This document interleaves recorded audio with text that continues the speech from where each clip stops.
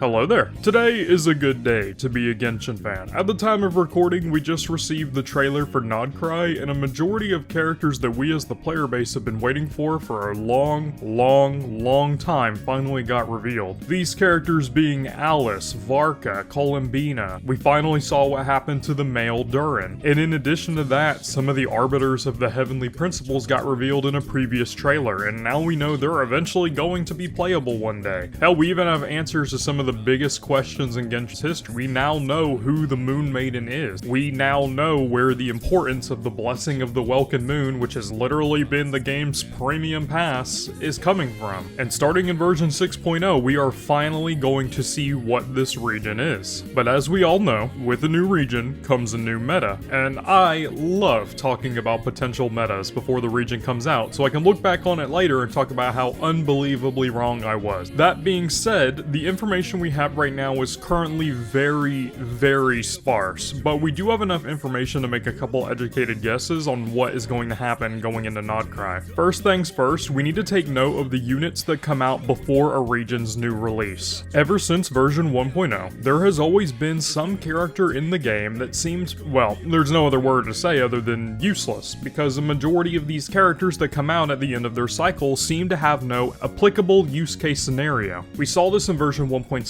with the release of Kadahara Kazuha, a character that a ton of people told you not to pull because he's actually not that much better than Sucrose and Venti, by the way, and then he ended up being one of the best characters in Genshin's history. We saw this happen in the Inazuma era with characters like Kuki Shinobu and Yaemiko, who seemed decently weak at the time, but with the release of Dendro, they became some of the most mainstay characters of that region. And then finally in 4.0, we received Emily, a character who seemed pretty useless until literally very next patch we got a character named Knitch. But before we continue, it's time to pay my editors. This time, we're sponsored by LD Shop. Look man, I play a lot of gacha games. I know you do too. Things get pretty expensive after a while, so it's nice to be able to get a little bit of a discount here and there, because at the end of the day, every cent saved is a cent earned. And by using LD Shop, you'll be saving a lot of cents. LD Shop offers up to a 20% discount on all in-game items. And if you want, you could save a little bit more money, with the link down below earning you up to an additional $50 off your next order. And because I'm not one to just throw you to the wolves and have you figured out for yourself, don't worry, I actually tested out the service myself. As you can see, we're currently in Genshin, as you can tell by my ugly filters that you all love to comment on so much. Gonna go on over to LD Shop, go to Genshin, get one of the 3 welcome packs, make sure you select the right server. If you don't,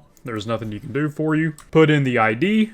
I just copy pasted mine directly from in-game, by the way. You can add me if you want to. And then top up. Alright, and now that the transaction's completed, we're just gonna wait in-game for a little bit and get our item. Okay, there it is, as soon as I alt-tab back into the game. 1, 2, 3. As you can all see, I got my 122 items pretty much immediately.